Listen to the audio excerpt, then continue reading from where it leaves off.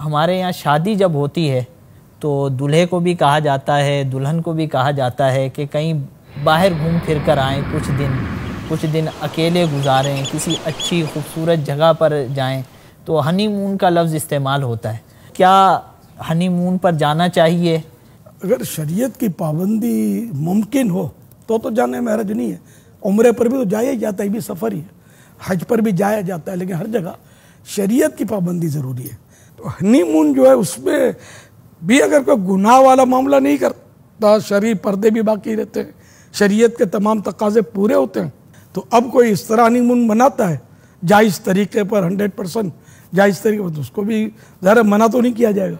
लेकिन अब ये कि जाकर ये होटलों में ठहरते होंगे, होटलों के माहौल, फिर ये पार्कों में जाके बैठते होंगे, पार्कों के माहौल, तो यूँ मतलब हनीमून फी ज़माना मनाना, अगर यही मुराद है हनीमून इस तरह ही मनाते होंगे, तफरीगाहों में जाते होंगे, सी साइड पे जाते होंगे, तो ये तो ज़ाहिर है कि नहीं मनाना चाहिए।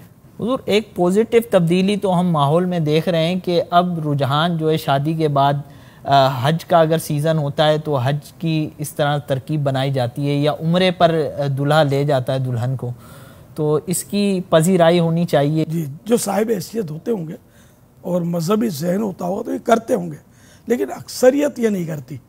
अब जैसे कि बच्चों की छुट्टियां आती हैं तो कोई लंदन जाएगा, कोई पेरिस जाएगा और मदीने की तरफ दौड़ेगा दीवाना मदीने का। तो यूँ कुछ ऐसे होते हैं जो उम्रा की तरकीब करते हैं, मदीने की हाज़िरी से मुशर्रफ होते हैं, लेकिन इनकी तादाद थोड़ी होती है।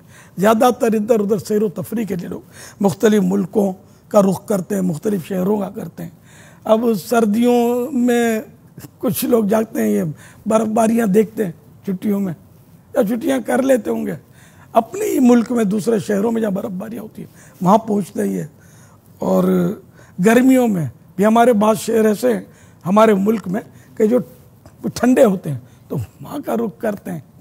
तो इसलिए भाई वो अपना तो है ना कि देखना है तो मदीना देखिए, कसर शाही का नज़ारा कुछ नहीं, तो बस ये होना चाहिए कि मदीना देखे, बाकी हर शे से आंखें बंद कर ले।